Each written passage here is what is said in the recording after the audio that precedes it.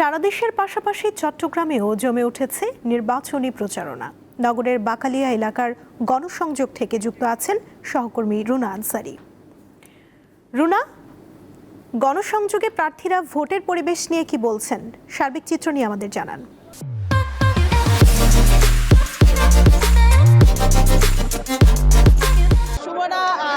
চট্টগ্রামে সকাল থেকে কিন্তু প্রত্যেকটা প্রার্থী তাদের নির্বাচনী যে এলাকাগুলো আছে সেগুলোতে তারা গণসংযোগ করছেন এবং মোটামুটি চট্টগ্রামে গণসংযোগের প্রথম থেকে জমে উঠেছে ভোটের হাওয়া। আমরা দেখেছি সকাল থেকে চট্টগ্রাম ৯ আসরে যে ধানের শীষের প্রার্থী আবু সুফিয়ান তিনি সকাল থেকে বাকলিয়া এলাকায় গণসংযোগ করছেন এবং প্রত্যেকটা ভোটারের কাছে তিনি যাওয়ার চেষ্টা করছেন। এছাড়া চট্টগ্রামের অন্যান্য আসনে যে প্রার্থীরা রয়েছেন দাঁড়িপাল্লা, ধানের শীষ এবং অন্যান্য যে দলগুলোর প্রার্থীরা রয়েছেন তারাও কিন্তু গণসংযোগ করছেন।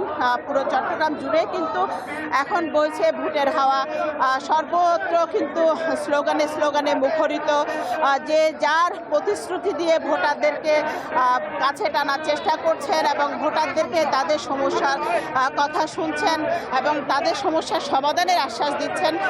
চট্টগ্রামের এই মুহূর্তে আমরা যেখানে আছি বাকলিয়া কিন্তু একটি বিশাল গহনবসতি এলাকা। এখানে যেমন রয়েছেন বৃত্তশালী বস্তিবাসী, প্রত্যেকটা বস্তিবাসীকেও তারা আশ্বস্ত করছেন যেন তাদের কর্মসংস্থান, তাদের বাসস্থান, তাদের শিক্ষা, তাদের স্বাস্থ্য সবকিছুর সমস্যার সমাধান করবেন, এমনটাই প্রতিশ্রুতি দিচ্ছেন এখানে যে ধানের শীষের প্রার্থী রয়েছেন আবু সুফিয়ান।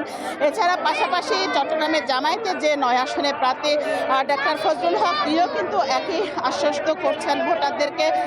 সব মিলিয়ে চট্টগ্রামে কিন্তু পুরো নগর জুড়ে কিন্তু ভোটের হাওয়া। চট্টগ্রামে যেহেতু 16টি আসনের 111 জন প্রার্থী রয়েছেন বিভিন্ন দলের, সেই হিসেবে কিন্তু পুরো চট্টগ্রাম নগর জুড়ে এবং জেলা উপজেলাগুলো জুড়ে কিন্তু এই মুহূর্তে চলছে গণসংযোগ এবং স্লোগানে মুখরিত পুরো চট্টগ্রাম।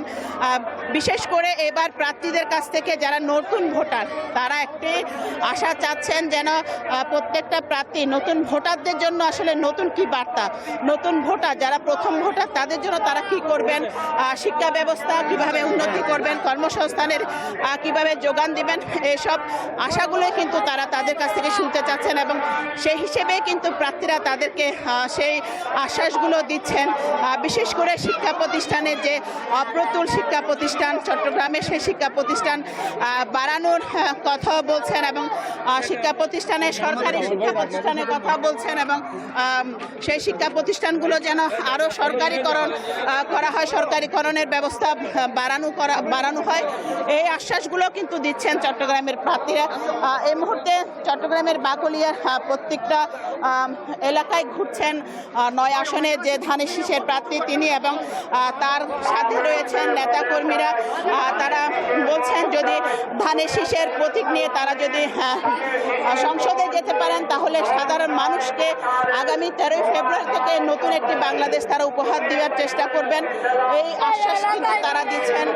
তো চট্টগ্রামে এই মুহূর্তে আসলে জমজমাট ভোটের হাওয়া বইছে এবং গণসংযোগ থেকে আজকে যে তথ্যগুলো ছিল আমার কাছে ছিল সর্বশেষ তথ্য। সুমনা, চট্টগ্রাম থেকে যুক্ত ছিলেন সহকর্মী রুনা আনসারি।